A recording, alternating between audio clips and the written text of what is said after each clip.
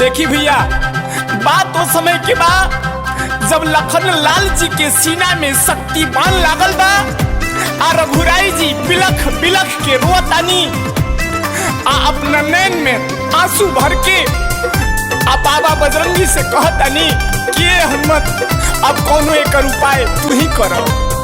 बुटिया संजीवनी जहाँ के आवो हनुमत हो, तू जहाँ के आवो हनुमत हो।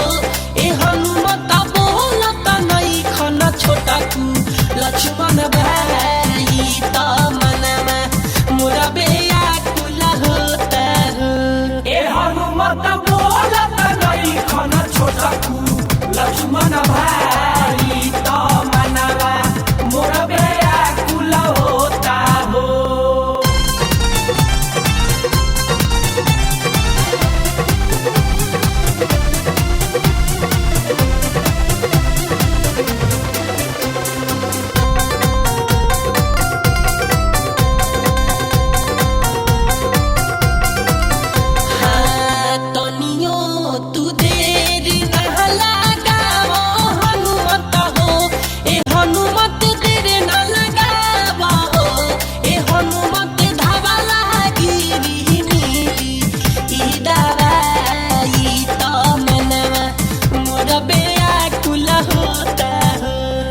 हनुमत बोलत नहीं खन छोटा तू लक्ष्मण भाई त मनवा मोर बेया कुल होता हो।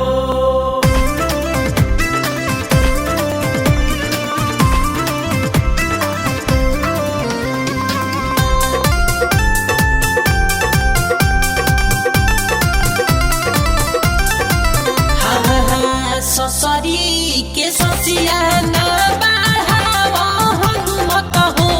ए हनुमत नहीं बढ़ावा हो।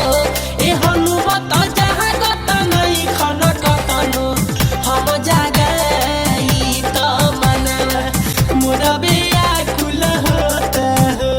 ए हनुमत बोलत नहीं खन छोटा तू लक्ष्मण भाई त मनवा मोर बेया कुल होता हो।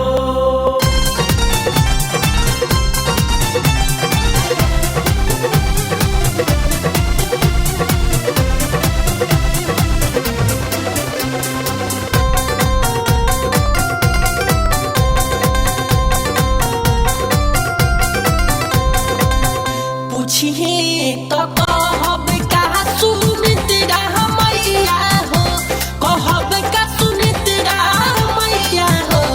ए हनुमत मिठुआ दीदी कैसे दिल समझाई त मनवा मोर बेया कुल होता हो।